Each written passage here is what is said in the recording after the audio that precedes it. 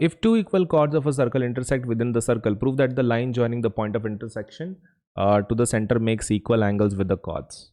ठीक है, आपको पहले क्वेश्चन समझा देता हूँ फिर बात करते हैं.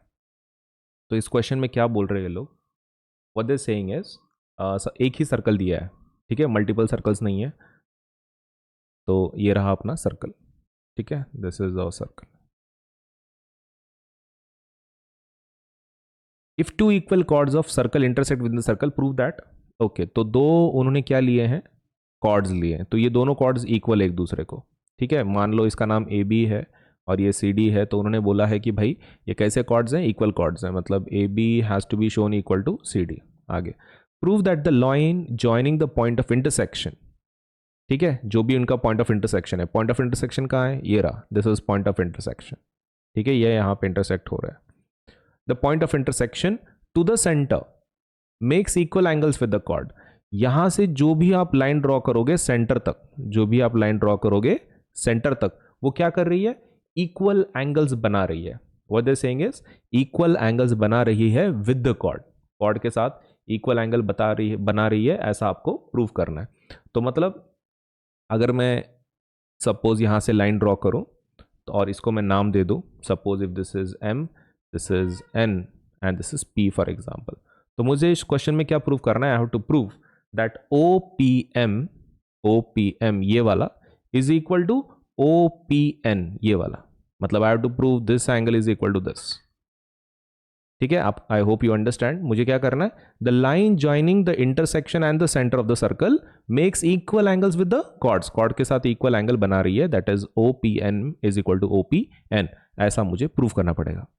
तो इतने बकवास डायग्राम के साथ हम लोग सॉल्व नहीं कर पाएंगे. Let us make a very sophisticated diagram. तो मस्त डायग्राम हम लोग लेंगे, फिर हम लोग बात करते हैं इसके ऊपर.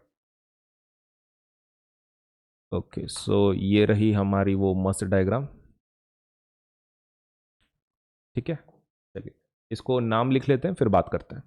सो let us just say this is point A, this is point B, this is point C. इसको मैं सी पकड़ लेता हूँ and let me call it D.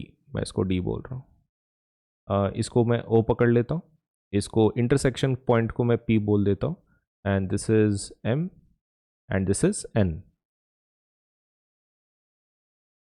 ठीक है.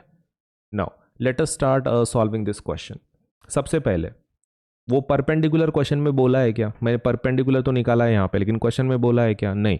लेकिन परपेंडिकुलर के साथ ये वाला क्वेश्चन बहुत इजी चला जाएगा, तो हमको उसको क्या करना पड़ेगा? कंस्ट्रक्शन में लिखना पड़ेगा, है ना. परपेंडिकुलर है नहीं क्वेश्चन में, तो हमको क्या करना पड़ेगा? कंस्ट्रक्शन में लिखना पड़ेगा. सबसे पहले हमारा गिवन डेटा लिखते हैं. हमारा given data is very important, right. चलो, तो गिवन डेटा में क्या लिखेंगे भाई? गिवन डेटा में सबसे पहले लिखो A B is equal to C D. उन्होंने बोला था ना कॉर्ड्स इक्वल है, हाँ तो लिख दो A B is equal to C D लिख दो. उसके बाद कंस्ट्रक्शन नहीं, टू प्रूफ एक लिखते हैं ना, टू प्रूफ. गिवन डेटा तो लिख दिया हमने, A B is equal to C D, है ना. Let us write down to proof. To proof क्या प्रूफ करना है आपको? आपको एंगल्स प्रूफ कर रहे हैं ना वो. अब एंगल्स के लिए वहां पे लाइन ही नहीं है. ओके, तो एक काम कर लेते हैं भाई, इसको ज्वाइन कर लो ओपी को. Okay, which two angles you have to show as equal? You have to show angle OPM is equal to angle OPN, ठीक है. ये प्रूफ करना है. अभी कंस्ट्रक्शन ले लेते हैं हम लोग. Let us have construction.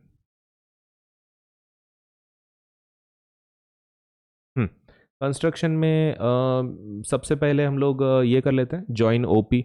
OP joint ही नहीं था ना डायग्राम में, हाँ तो पहले उसको ज्वाइन कर लो भाई. ज्वाइन ओपी, ओपी को ज्वाइन कर लो, ठीक है. उसके बाद ड्रॉ. ड्रॉ फिर से डराव आ गया भाई, फ्रॉक्स के जैसा. Draw. Okay, draw. Draw what? Draw OM perpendicular to AB. OM perpendicular to AB. और दूसरा क्या ड्रॉ करना है? And ON perpendicular to CD. एक AB को परपेंडिकुलर निकालो, एक CD को निकालो. करेक्ट, कंस्ट्रक्शन हो गया.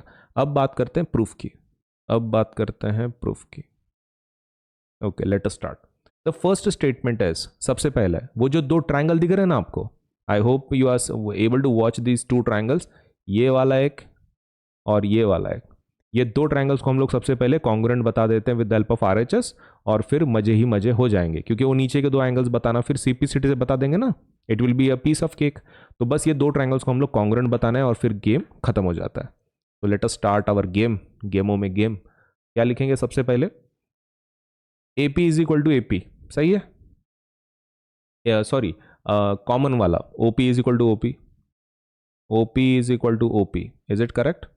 हाँ भाई कॉमन साइड है ना,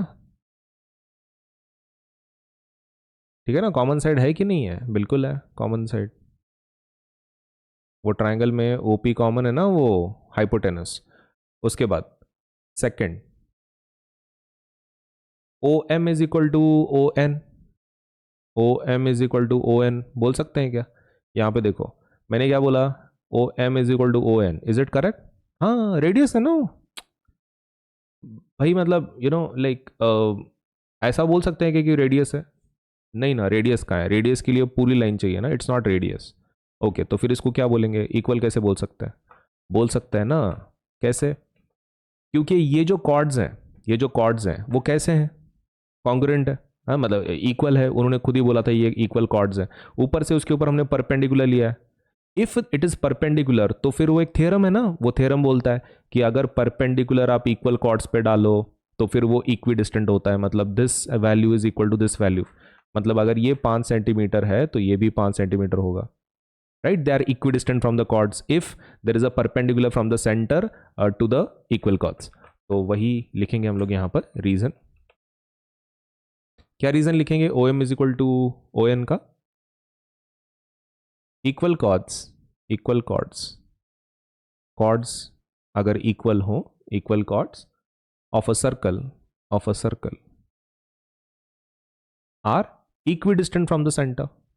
कैसे हैं, आर इक्विडिस्टेंट, मतलब उनका सेंटर से उनका डिस्टेंस कैसा रहता है, इक्वल रहता है, अगर कॉर्ड्स इक्वल हो तो। Equal chords of a circle are equidistant from the centre, from the centre, correct?